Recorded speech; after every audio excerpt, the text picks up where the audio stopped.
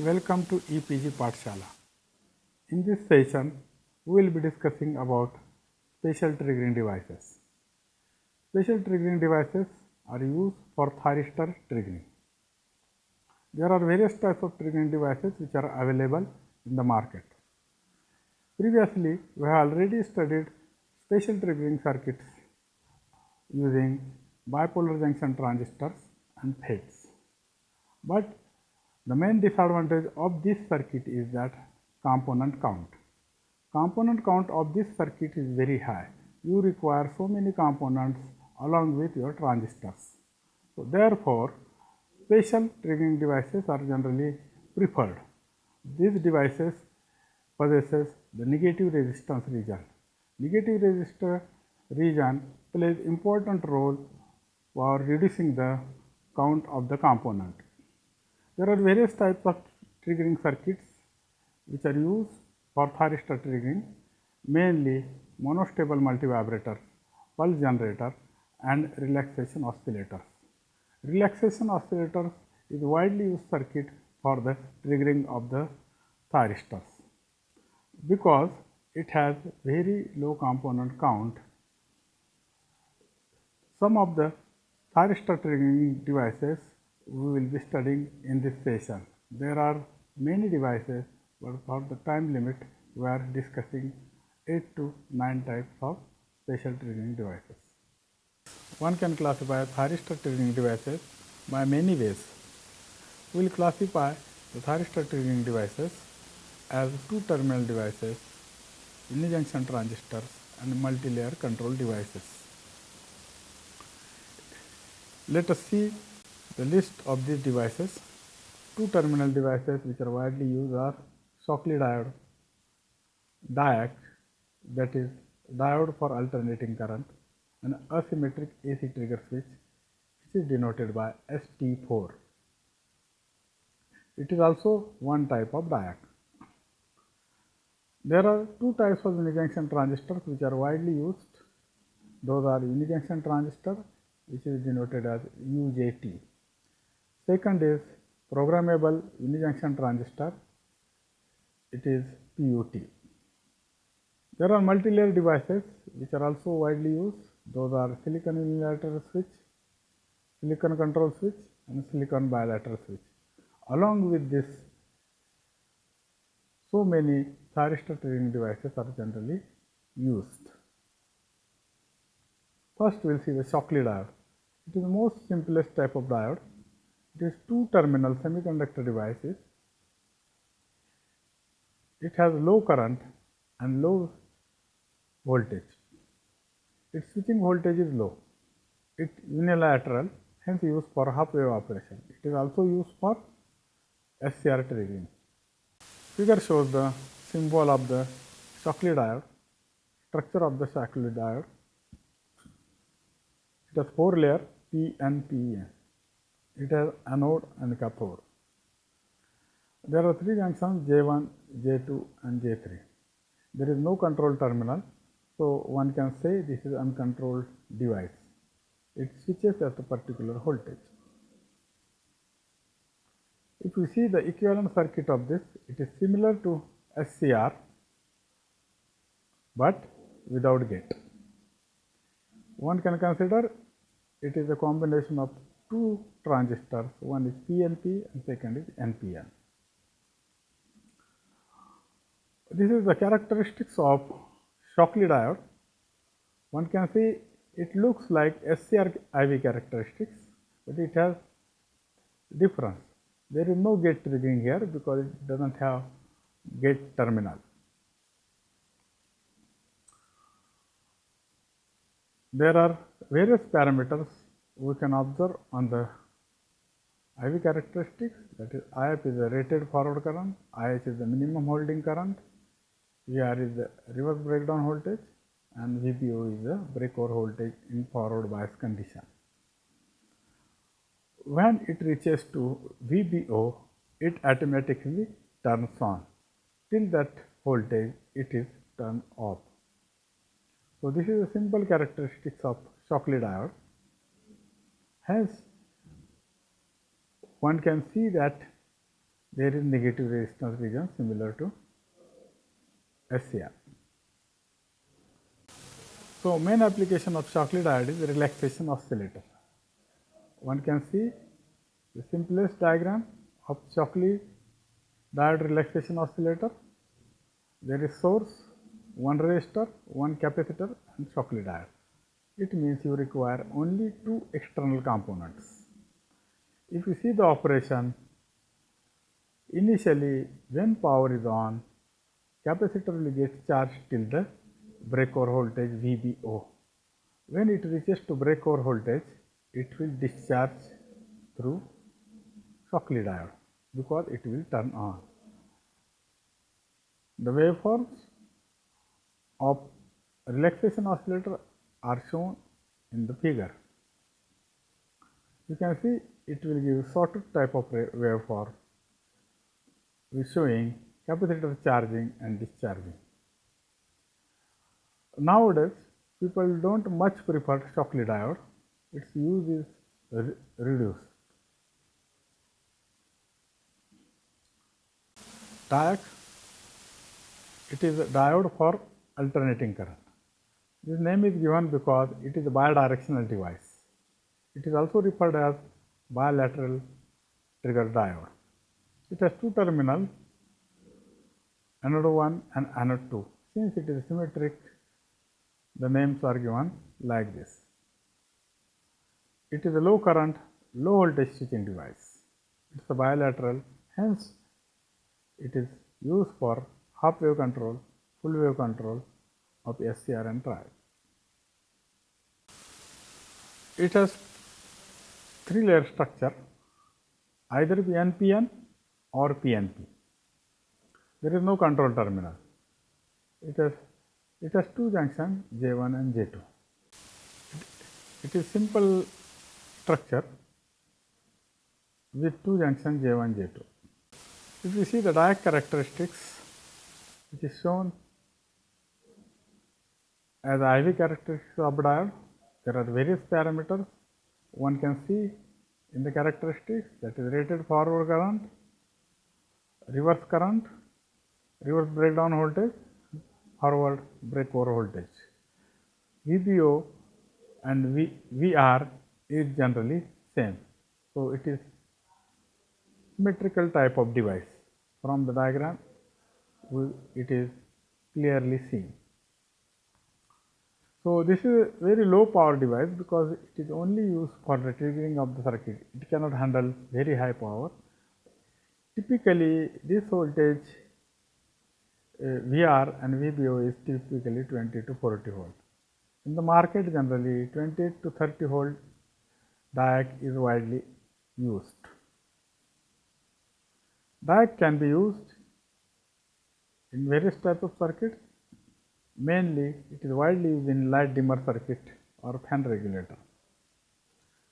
One can see the circuit diagram of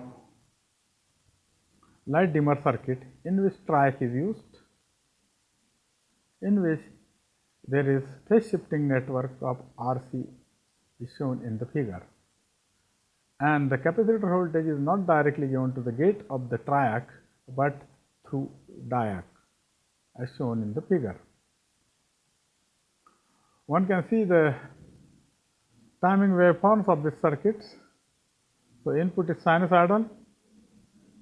If you turn on the supply, then capacitor will charge through R and load. When it reaches to approximately diac voltage, then diac will turn on as seen in the characteristics of diac. When it turns on, it will trigger the triac. When it triggers triac will be turned on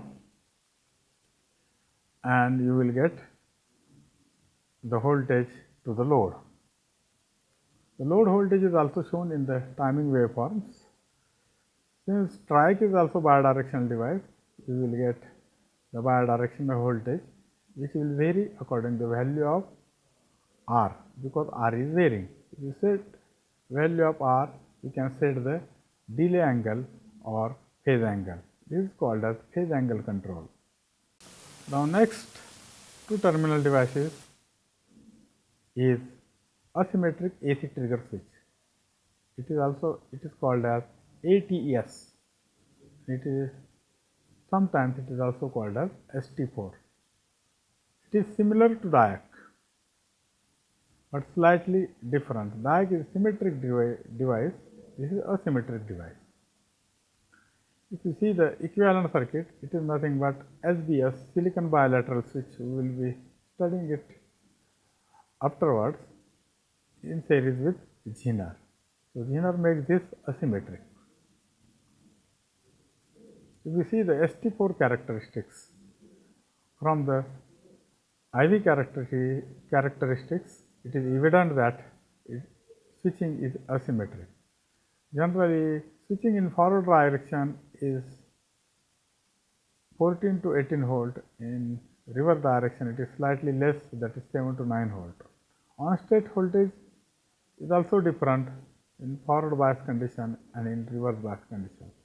If it turns on in forward bias condition, that voltage is 7 to 10 volt, whereas in reverse bias condition it is only 1.6 volt. Switching current, one can see it is very low, it is 80 microamp and 160 microamp as shown in the figure. So therefore, for triggering also it doesn't require much current. ST4, since it is bidirectional device, one can use to produce pulses. One can see this circuit diagram where AC is given to the phase shifting network RC. R is variable and it is given to the ST4. As AC voltage changes, the phase changes, it will produce pulses as shown in the figure. When it triggers, that capacitor will discharge through ST4. It will produce pulses. ST4 can be used to produce pulses from the AC. The figure shows the circuit diagram in which there is AC source, there is DIAC, there is phase shifting network and output resistor. That AC is converted into the pulses which are bidirectional as shown in figure. If you see the timing waveforms of this is as shown in the figure. Depending upon the RC time constant, where R is a variable, the DIAC, depending upon RC time constant, the ST4 will trigger at different times. If you see the timing waveform, it is clearly seen that the phase shifting network produces delay to trigger ST4. If R value is higher, then there will be more delay, that is more phase angle to produce a triggering pulse. So this concept can be used for the triggering of the triac in light dimmer circuit as shown in figure. The working of this circuit is similar to DIAC as we have already seen. If we see the waveforms which are produced, these are the same as DIAC. We have seen two terminal devices, mainly DIAC, ST4 and Shockley diode. Now we will be studying the next device, that is a special types of transistors. There are two types of special type of transistors are used. First is UJT, that is unijunction transistor, and second is PUT, that is programmable unijunction transistor. These names are given because of their characteristics. Let us see the first device, that is unijunction transistor. Now we will be studying the unijunction transistor. These are the control devices. These are called as transistors, but unijunction. Why it is called unijunction? So, one can be seen from the structure. UJT has three terminals. B2, B1, these are output terminals, and E is a control terminal, that is emitter. From the structure, one can see it is a rod type structure. It is a N type substrate in which there is P type of doping, but it is not diode because it has third terminal also. One can see this is a equivalent circuit. It is B2, B1 and E. E is connected in the structure, and RB2 is the generally resistance on the upper side of a UJT, that is BT to A to B1. So, point A is not accessible to the user, emitter is accessible to the user. So, one can see here this equivalent resistance RB2 is fixed, but RB1 is variable. So, it varies. When diode turns on, its resistance goes down, otherwise RB1 is high. So, from this one can see some mathematical equations which are useful for the designing of the circuits using UJT. So, that is emitter voltage is equal to eta VBB plus VD, where VBB is the voltage applied between B2 and B1. VD is the diode voltage drop, generally it is 0.5 to 0.7. So, what is eta? Eta is called as intrinsic standoff ratio. It is given by RB2 upon RB1 plus RB2. So, this is fixed for UJT because this is because of the internal structure and internal resistance of the UJT.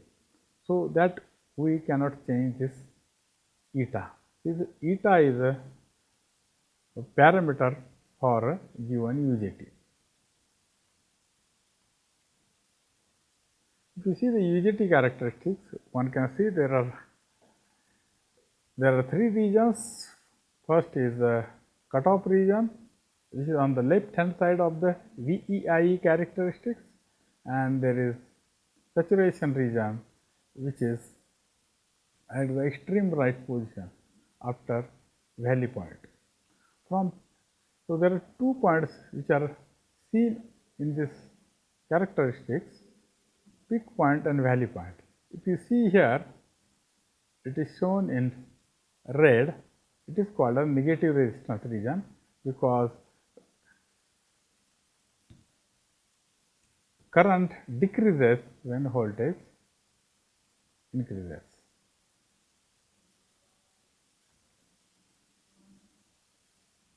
So, differential resistance is negative. So, one can see this negative resistance region plays very important role for the triggering of the thyristor circuits. So, there is peak voltage. So, peak current is nothing but when voltage is at the peak, emitter voltage is at the peak, whatever current is there, it is called as peak current. Generally, it is low. And valley current, one can see the valley structure in the IV characteristics.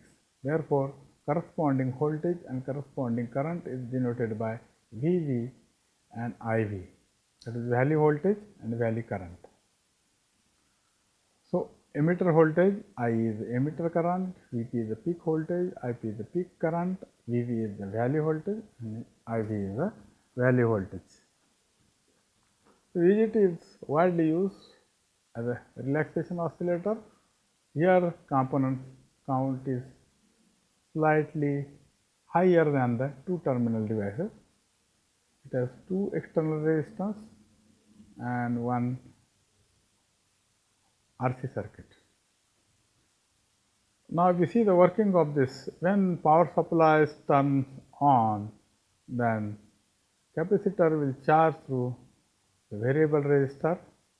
When emitter voltage reaches to eta VBB plus VD, so internal diode will turn on and current will flow from supply to ground through B2 and B1. So therefore, capacitor will discharge through B1. So therefore, voltage at B1 will be higher, but as capacitor discharges, the current will go on reducing. So therefore, you will get a pulse at the output as shown in the figure. Figure shows the capacitor voltage, that is emitter voltage, and base voltage. So these pulses are generally used to trigger thyristors. So there is another UJT which is called as PUT. It is a programmable unijunction transistor. You see the symbol, it is similar to SCR, but gate position is different. It has anode, it has cathode, it has gate which is connected to the upper terminal as shown in the figure. It has PNPN structure, 3 junctions J1, J2, J3. Its equivalent circuit is similar to SCR, but gate position is different as shown in the figure. It has IV characteristics completely similar as UJT. So therefore, it is called as unijunction transistor. In fact, it has 3 junctions, but its characteristics is similar to UJT. Therefore, it is called as programmable unijunction transistor. So why it is called as a programmable? So that we will see afterward. So V is the anode voltage, I is the anode current, Vp is the peak voltage, Ip is the peak current, V is the valley voltage, and IV is the valley current. It is similar to UJT. Now we will see the application of PUT as a relaxation oscillator. When power turns on, capacitor will get charged. When voltage at anode becomes greater than gate voltage by 0.5 volt, that is 1 junction drop, then PUT will turn on and capacitor will discharge, producing pulse at the output. Now here the triggering voltage will be decided by the gate voltage, and gate voltage is decided by the potential arrangement of R1 and R2. The timing waveforms are as shown in the figure. It is similar to UJT, so therefore you will get the pulses at the output. This can be used for thyristor triggering. Now these are the formulas. One can see Vp peak voltage is R2 upon R1 plus R2 into Vs. This is approximate voltages. Now one can see the eta, that is intrinsic standoff ratio. Intrinsic standoff ratio is given by peak voltage divided by the supply voltage. Now from this equation one can see that it is R2 upon R1 plus R2, and R1, R2 are external resistors. It means one can program the value of eta. So that's why it is called as programmable unijunction transistor. The designing formulas are shown. The next control device is silicon unilateral switch. It is also called as SUS. It has 3 terminals: anode, cathode, and gate. The symbol is as shown in the figure. Its equivalent circuit is combination of transistors PNP, NPN, but it has additional, that is Zener across a NPN transistor as shown in the figure. Now we will see the SUS characteristics. One can see it is similar to Shockley diode. The difference is one can change the forward breaker voltage, that is Vs, that you can change by gate triggering. But in general, practically people don't prefer the triggering in this case. So VR is the reverse breakdown voltage, Vs is the forward switching voltage, If is the rated maximum forward current, IH is the holding current. One can see these values are low, so generally forward breaker voltage is 8 volt, reverse voltage is typically 30 volt. Now the main application of SUS is a relaxation oscillator, which is shown in the figure. One can see the component count is less. So here in this case, gate terminal is not used practically. Now the working of this is similar to the previous devices. Capacitor charges when power turns on.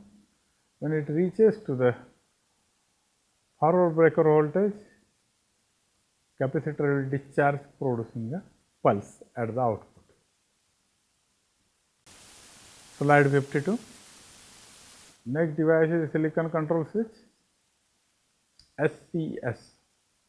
It has 4 terminal, anode and cathode, but it has 2 gate terminals. First is anode gate and second is cathode gate. Cathode gate is near to cathode, anode gate is near to the anode. The structure is PNPN with 2 gates as shown in the figure. Its equivalent circuit is similar to SCR with additional gate. Now if you see the forward characteristics, which is more important, it is similar to SUS. Its main application is relaxation oscillator. One can see this circuit. So it is similar to PUT. So here when capacitor reaches to some particular value which is greater than the anode gate voltage, it will turn on. Till that time it will be turned off. Therefore, it will produce a pulse. When gate voltage is greater than anode voltage, then it is off, and if cathode gate voltage is greater than cathode, then it will turn on. There are various ways to turn on and turn off the SCS. In this application, only one gate is used for the control. The next terminal, that is cathode gate, which is kept open. Silicon bilateral switch, it is also called as SBS. It has 3 terminals, anode 1, anode 2, these are main terminal, gate is a control terminal. The equivalent circuit is shown in the figure. One can see it is similar to SUS. It is a combination of 2 SUS.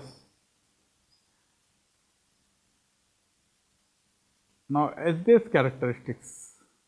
Now one can see this characteristics is generally symmetric.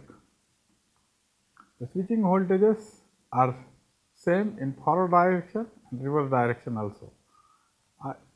In this diagram, IF is the rated maximum forward current, IH is the holding current, VS is the forward switching current.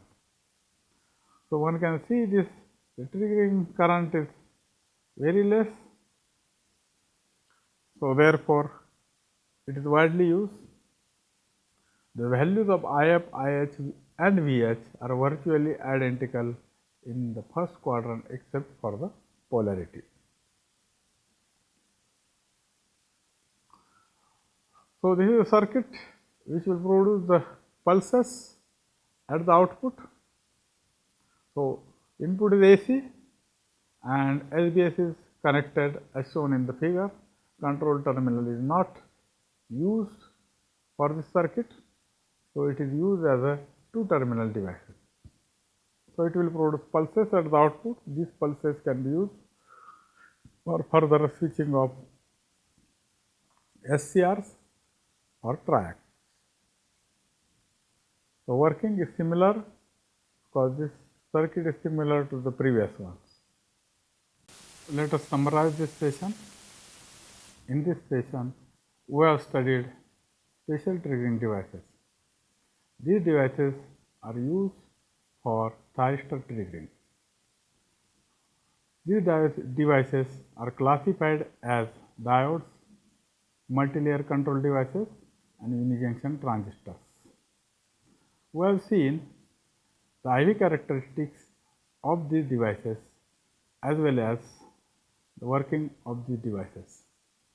We also studied some circuits which are used in practical applications. In general, we have mainly studied the relaxation oscillator as an application circuit. All these applications are easily possible because of negative resistance region of these devices.